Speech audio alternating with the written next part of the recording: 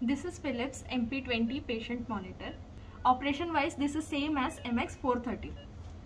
This is the silence key. This is alarm, pause button, main screen key, and if you want to go back, you can press this. Then this is the on off key. This is whenever there is any error message, this will be in red color. This is the battery indicator. This is the mains indicator. This is the rotating knob. This is not touch screen, so you have to operate it using this knob. So upper portion is for the patient data. This is your patient. You can admit patient from here. Patient category, then time. Maximum 4 waves can be supported in this. So you can change layout from here. Okay. Alarm messages you can see. Then alarm limits you can set from here. Alarm volume can be set, and screen layout can be set from this. Change screen, layout of the screen can be changed from here.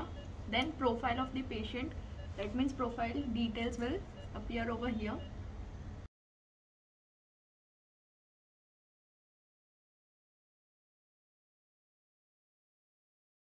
Then admit or discharge patient from here. Then paste. If patient is with pacemaker, then make this yes, and if it is not, then no.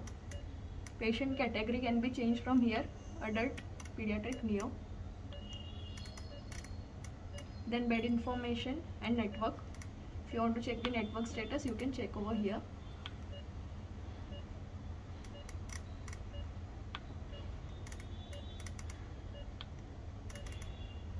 Date and time can be changed from here. Then this is the waveform window. This is the reading window, NIBP readings. This is server, ECG, SpO2, NIBP, arterial, CO2, CVP. These are the parameters which you can see in this according to your server. Then this is the battery indicator. 2 batteries can be installed in this. For now only 1 battery is installed, so it is showing this. Alarm silence can be done from here also and from here also. Alarm can be paused from here also and from here also. Then start and stop NIBP readings.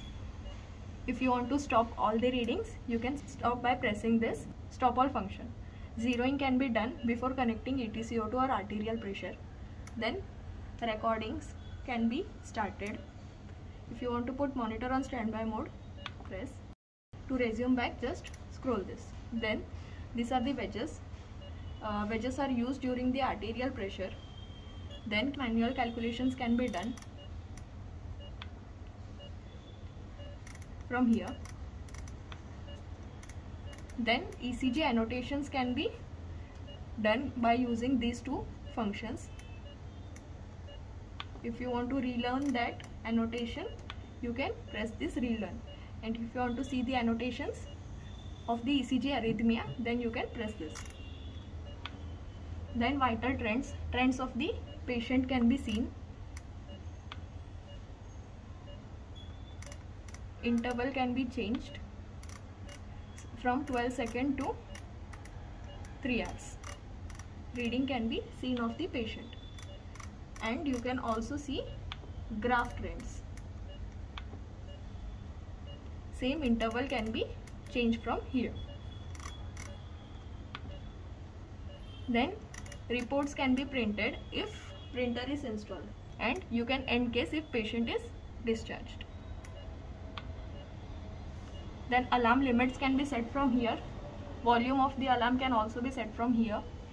If QRS is detected, then that volume can be set from here. ECG size can be adjusted from here.